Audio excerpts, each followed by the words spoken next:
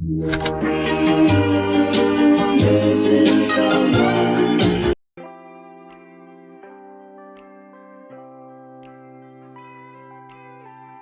pembahasan yaitu potensi sumber daya alam maritim. Di sini saya akan sedikit menjelaskan apa itu sumber daya maritim. Sumber daya alam maritim adalah mencakup semua sumber kekayaan alam yang terkandung di laut, dalam laut, dasar laut, dan pesisir laut yang dapat dimanfaatkan oleh manusia untuk memenuhi kebutuhannya sehari-hari.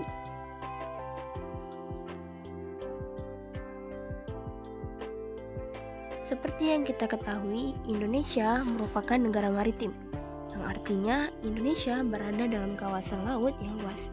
Selain itu, negara maritim biasanya negara yang memiliki banyak pulau. Pulau di Indonesia berjumlah 17.504 pulau. Luas laut Indonesia mencakup 2/3 dari luas wilayah Indonesia, sekitar 5,8 juta kilometer.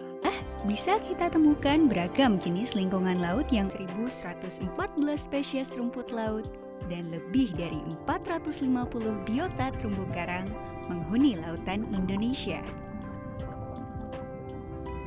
Lautan Indonesia merupakan habitat bagi 76% spesies terumbu karang dan 37% ikan karang dunia. Indonesia adalah jantung dari segitiga karang dunia. Sementara itu di pesisir, panjang garis pantai Indonesia mencapai lebih dari 108.000 km. Di sepanjang garis pantai itulah kita dianugerahi hutan mangrove sekitar 3,48 juta hektar, di mana luasan ini adalah 23% dari total ekosistem mangrove di dunia. Selanjutnya yaitu potensi-potensi sumber daya alam maritim di Indonesia.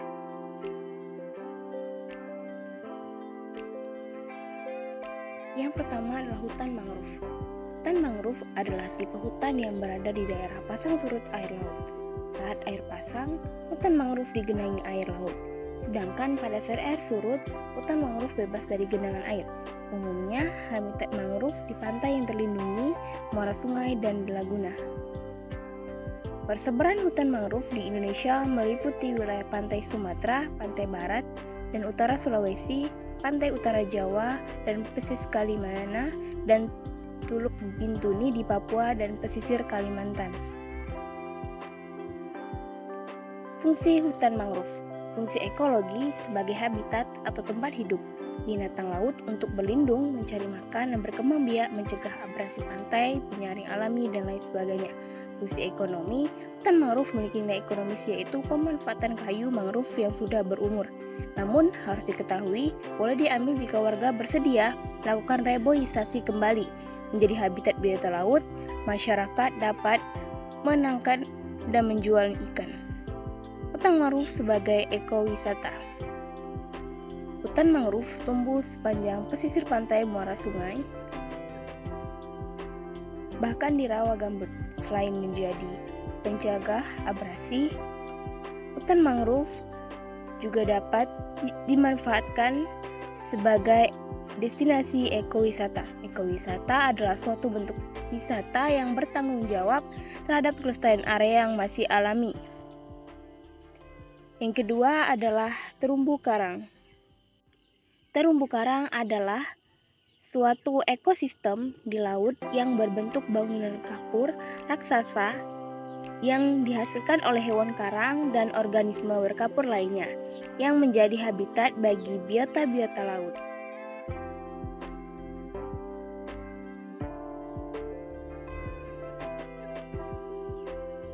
Pada umumnya, terumbu karang di pinggir pantai atau daerah yang masih terkena cahaya matahari kurang lebih 50 meter di bawah permukaan laut.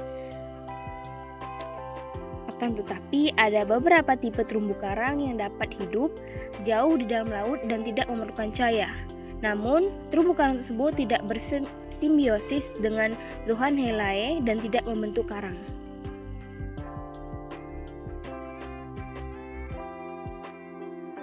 Fungsi terumbu karang. Secara ekonomi, terumbu karang berfungsi sebagai tempat objek wisata dan sumber perikanan.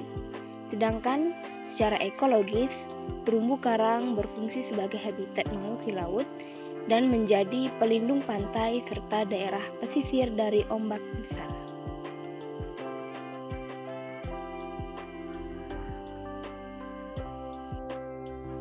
Terumbu karang sebagai objek wisata.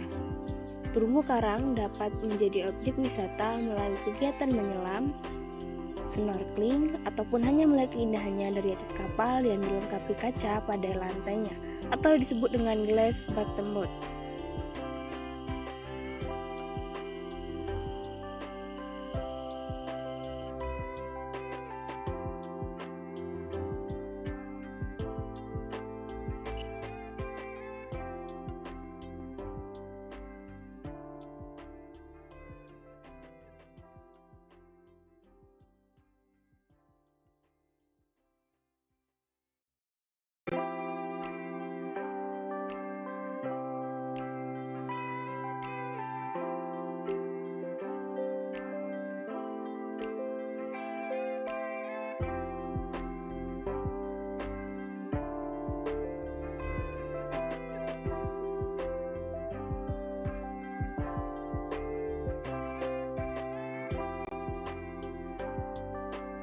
Yang selanjutnya yaitu pantai.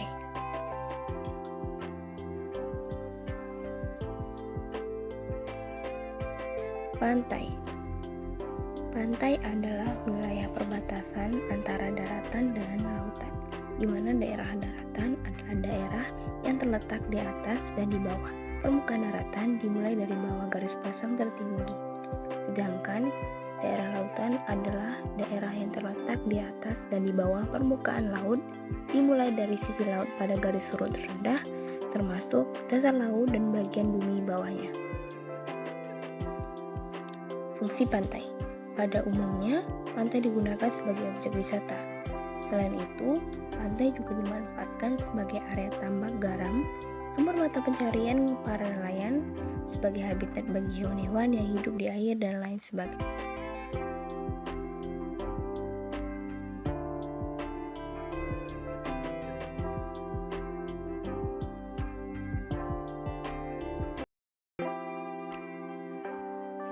Pantai sebagai objek wisata.